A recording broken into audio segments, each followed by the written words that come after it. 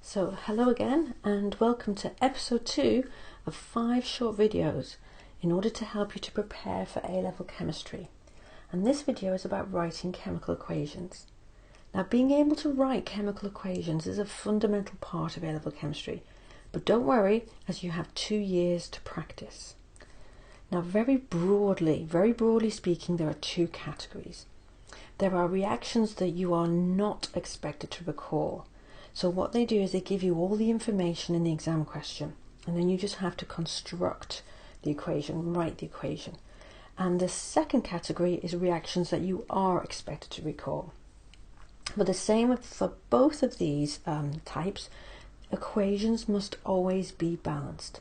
And that means that there needs to be the same number of atoms on both sides of the equation.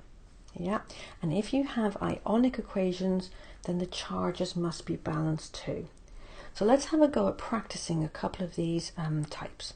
So let's start with the first category. So this question has been taken from OCR and AS exam question, June 18. And this is exactly how it's written in the exam question.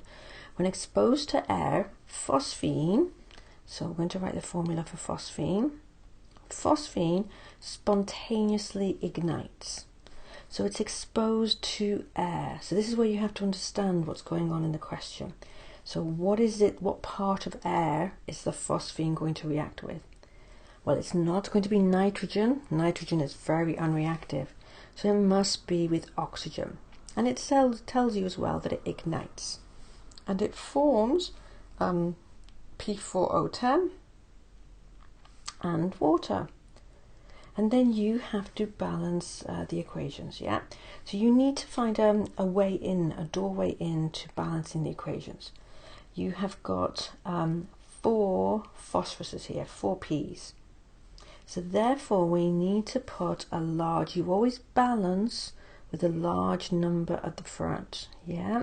You never balance by, you wouldn't go and alter the formula by putting a 4, a little 4 here, yeah, subscript 4. You don't, because that is no longer phosphine, that doesn't exist. You always balance with a large number at the front. And the large number means that there are 4 pH3s. By putting a large number at the front, it's 4 of everything. Okay, so that's a start. Let's balance the H's next. So, and what we're going to do is to count the hydrogens. There's 4, and what you're doing is you're timesing. So there are 12 hydrogens. Let's just double check. 3, 6, 9, 12. 12 hydrogens. So we need 12 hydrogens here. So therefore we're going to have to put a 6. And the relationship is timesing is what we're doing. So that gives 12. And then finally the oxygens. There are 16 oxygens in total, so therefore we need an 8 here, and that will give 16, so timesing, that will give 16 oxygens. And that's what you put for 1 mark. Now, so many times students ask about state symbols.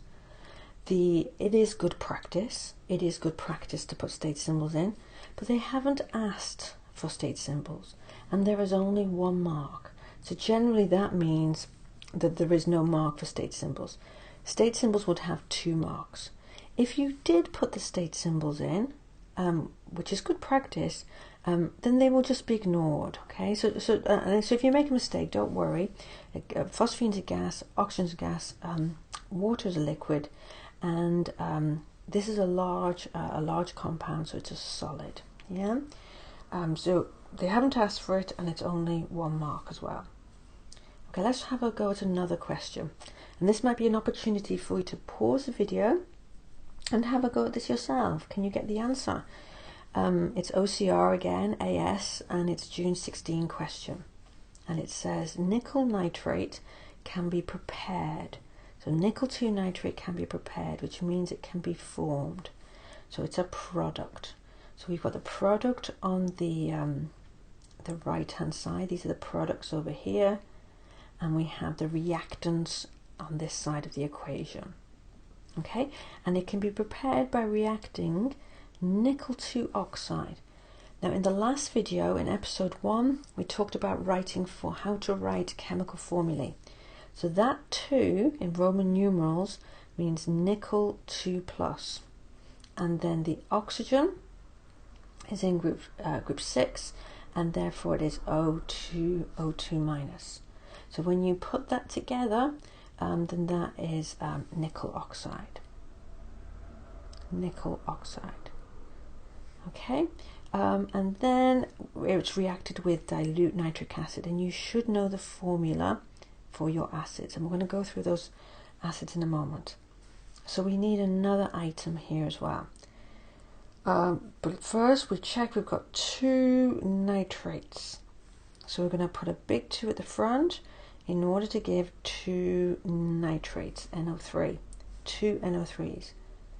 We can see we've got a H here, 2 H's, and we've got an O, so the other item is water. Quite often it is actually water when you're balancing, but not always. And then just quickly double check, yeah? 1 nickel, 1 nickel, we've got water here, water, and you've got 2 NO3s. 2 NO3s, 2 NO3s. So that will be your answer. Yeah, without the bracket, you don't need the bracket. Let's rub that bracket out, because you don't need a bracket. Okay, right, let's try the next type of question. So the equations that you are expected to recall. There are many of these that you are expected to recall. And when you're studying A-level chemistry, you know, you will practice these.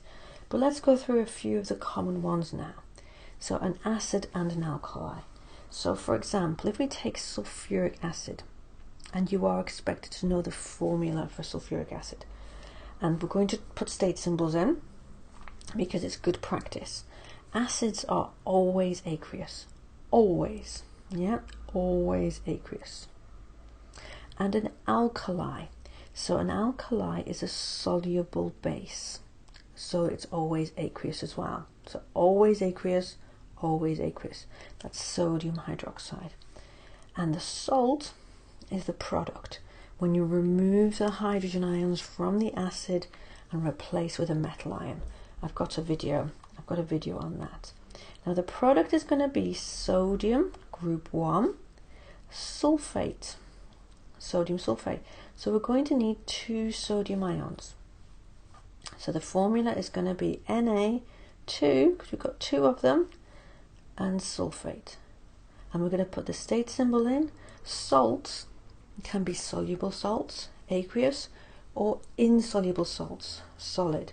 Most salts are aqueous though, most of them, not all of them, but most of them are. Okay, and water. Then we need to balance it. I'm going to use a different colour to make it stand out. We've got 2 sodiums, so we're going to need to put a big 2 at the front like that. Then, how many hydrogens have we got? We've got 2 hydrogens, we've got 2 hydrogens, we've got 4 hydrogens, so we're going to need to have a 2 there to have 4 hydrogens. And then that is your answer. Yeah?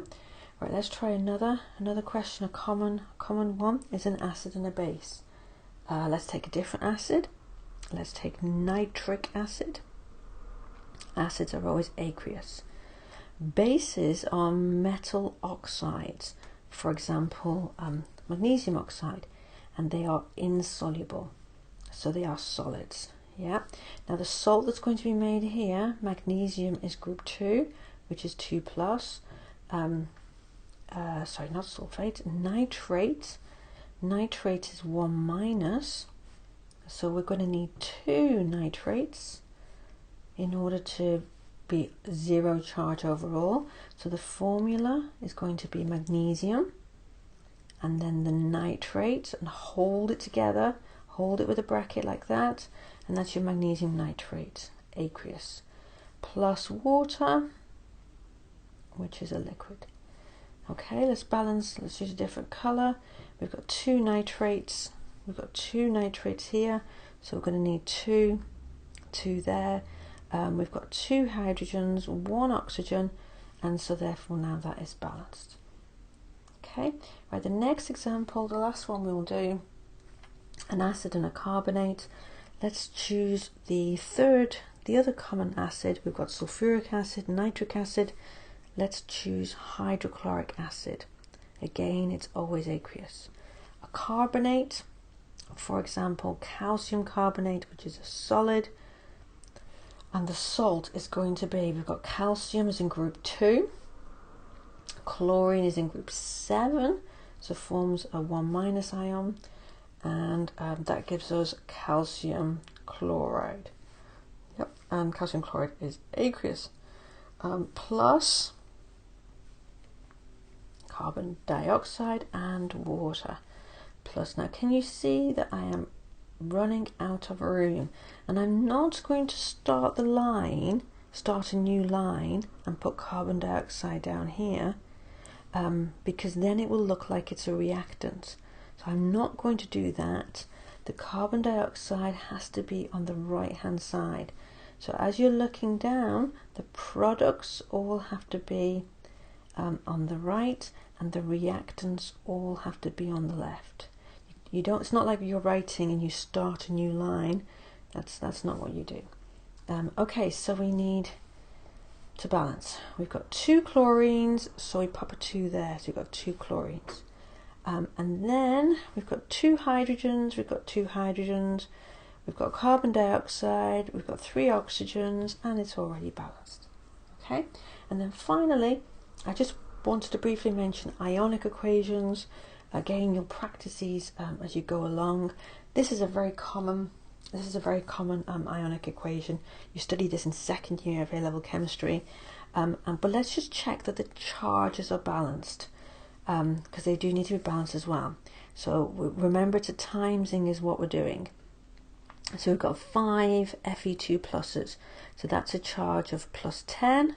We've got a charge of -1. And we've got a charge of +8 here.